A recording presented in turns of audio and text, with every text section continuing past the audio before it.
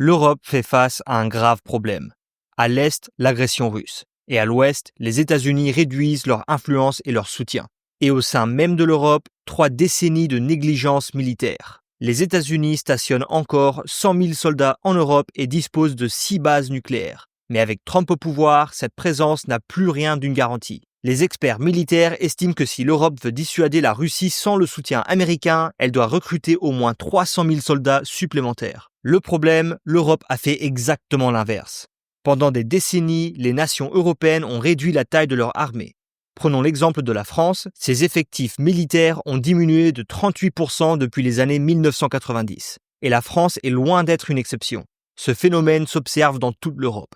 Une façon d'inverser cette tendance est la conscription, un système obligeant les hommes et les femmes à servir dans l'armée pendant une période déterminée, généralement autour d'1 an. Et dans cette vidéo, nous allons analyser pourquoi les effectifs militaires européens sont si faibles et si la conscription est réellement la solution. Jetons un œil aux effectifs militaires des principaux pays européens entre 1990 et 2024. Comme vous pouvez le voir, chaque pays compte aujourd'hui moins de soldats qu'à l'époque, l'Allemagne et l'Italie enregistrant les plus fortes baisses. Par exemple, l'Allemagne comptait 545 000 soldats en 1990, un chiffre qui a drastiquement chuté à maintenant 181 000 en 2024. La Pologne a aussi connu une diminution, mais contrairement à la plupart des pays européens, elle a changé de cap et accéléré rapidement son expansion militaire. Ses effectifs ont presque doublé depuis 2020 et Varsovie vise un nouveau doublement. Le Premier ministre polonais Donald Tusk a annoncé son intention de constituer une armée de 500 000 soldats. L'Allemagne, en revanche, peine à recruter. Fin 2024, près de 28% des postes de soldats de rang inférieur restent vacants, tout comme près de 20% des postes d'officiers. Dans le même temps, la Bundeswehr vieillit. L'âge moyen des soldats allemands est passé de 32,4 ans en 2019 à 34 ans en fin 2024. Un signe des difficultés persistantes en matière de recrutement. Et ce problème ne se limite pas seulement à l'Allemagne. La France, la République tchèque et le Royaume-Uni rencontrent également des difficultés similaires pour pourvoir leurs postes militaires. Recruter de nouveaux soldats est devenu extrêmement difficile pour de nombreuses raisons, mais les principaux facteurs sont l'évolution des valeurs, des salaires peu attractifs et des changements démographiques. Pour faire simple, la jeunesse civile d'aujourd'hui est largement opposée à la guerre, à l'augmentation des dépenses militaires et aux opérations extérieures. Et les données le confirment. Les Européens affichent un manque flagrant de volonté de se battre pour leur pays. Une étude de Gallup a posé la question suivante aux populations du monde entier. S'il y avait une guerre impliquant votre pays, seriez-vous prêt à vous battre? Dans les pays du G7 et de l'UE, seulement 31% des personnes interrogées ont répondu oui, contre 46% qui ont dit non. En comparaison, dans le reste du monde, 61% des sondés se disent prêts à combattre, contre seulement 28% qui s'y refusent, un écart considérable. Et lorsqu'on analyse les chiffres par pays, le contraste devient encore plus frappant. Les Italiens sont ceux qui se montrent les moins enclins à se battre pour leur nation, suivis de l'Allemagne et de l'Autriche. Chez les jeunes générations, cette volonté est encore plus faible, tandis que les populations plus âgées affichent des chiffres légèrement plus élevés. À l'inverse, la Suède, la Pologne et la Roumanie se distinguent comme les pays où le patriotisme en matière de défense nationale est le plus marqué. Cela nous amène à la deuxième partie de la vidéo. La conscription peut-elle résoudre le problème de recrutement militaire en Europe? La plupart des pays européens n'ont pas de conscription, ce qui signifie que le service militaire est entièrement volontaire. Leurs armées sont composées de soldats professionnels rémunérés.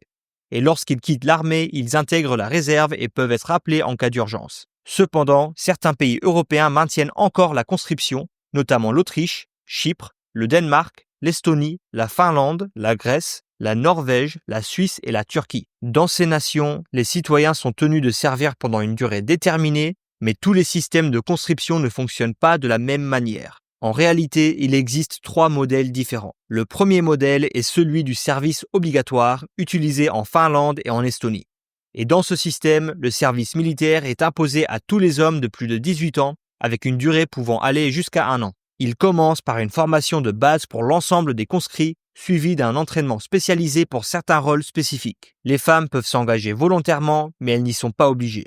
Les hommes opposés au service militaire peuvent choisir un service civil de 12 mois, travaillant dans le secteur de la santé, du bien-être social ou d'autres services publics. À la fin de leur service, les conscrits ont 2 options. poursuivre une carrière militaire à plein temps ou retourner à la vie civile tout en intégrant la réserve, ce qui signifie qu'ils peuvent être appelés en cas d'urgence nationale. Le deuxième modèle est celui du système basé sur une loterie utilisée au Danemark, en Lituanie et en Lettonie. Dans ce système, tous les hommes de plus de 18 ans doivent passer un examen médical obligatoire pour le service militaire, mais seul un groupe sélectionné de manière aléatoire est tenu de servir. Enfin, il existe le modèle de service obligatoire sélectif utilisé en Suède et en Norvège. Dans ce système, les conscrits ne sont pas choisis au hasard, mais en fonction de leur motivation, de leur qualification et des besoins de l'armée. En Suède, par exemple, tous les hommes et les femmes de 18 ans doivent remplir un formulaire d'inscription détaillant leur parcours scolaire, leur état de santé et leur intérêt pour l'armée. Chaque année, environ 100 000 personnes remplissent ce formulaire, mais les forces armées suédoises ne peuvent pas recruter tout le monde. Seul un quart des candidats est invité à passer des tests supplémentaires et parmi eux, un nombre encore plus restreint est finalement sélectionné pour servir. Ces dernières années, la Suède a privilégié les candidats affichant une forte motivation, ainsi que d'autres critères comme la condition physique et les besoins stratégiques de l'armée, rendant la sélection particulièrement compétitive. Indépendamment de ces trois modèles, les systèmes de conscription nordiques et baltes ont également introduit une série d'incitations pour rendre le service militaire plus intéressant. La Norvège, par exemple, offre aux conscrits une compensation monétaire importante tout au long de leur service, ainsi qu'un paiement forfaitaire à la fin de celui-ci. En Suède, les forces armées délivrent des certificats aux conscrits, garantissant que les compétences acquises pendant le service soient reconnues sur le marché du travail civil. Pendant ce temps, au Danemark et en Lituanie, l'armée propose un soutien à l'emploi et à l'éducation pendant et après le service. Enfin, la Lettonie va encore plus loin en offrant une éducation supérieure gratuite aux volontaires qui terminent leur service et réussissent leur examen d'entrée. Alors, la grande question. L'un de ces modèles de conscription pourrait-il fonctionner dans d'autres pays européens qui rencontrent des difficultés de recrutement de soldats? Prenons l'Allemagne comme exemple. Le pays cherche à augmenter ses effectifs militaires de 181 000 à plus de 200 000, mais le recrutement est un défi majeur.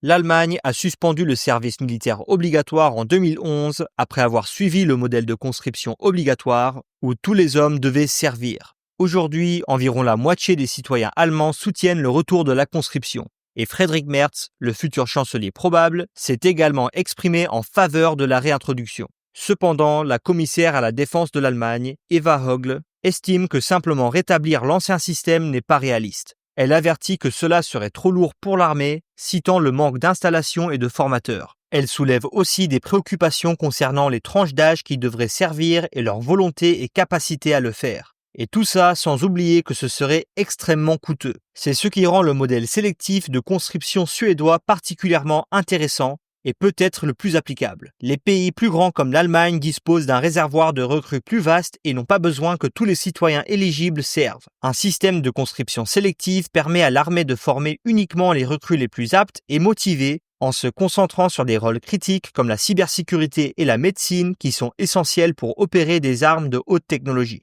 Bien que tout le monde soit techniquement éligible, ces systèmes privilégient ceux qui sont les plus motivés pour servir. Et puisque l'opinion publique est le principal obstacle pour les gouvernements européens envisageant la conscription, un modèle garantissant qu'aucun citoyen ne soit contraint de servir contre son gré en fait une solution bien plus intéressante. Voici ce que j'en pense. L'idée de servir pendant 1 an n'est pas mauvaise. Cela contribue à renforcer la cohésion sociale et offre aux individus la possibilité de rendre à leur pays et au continent où ils ont grandi.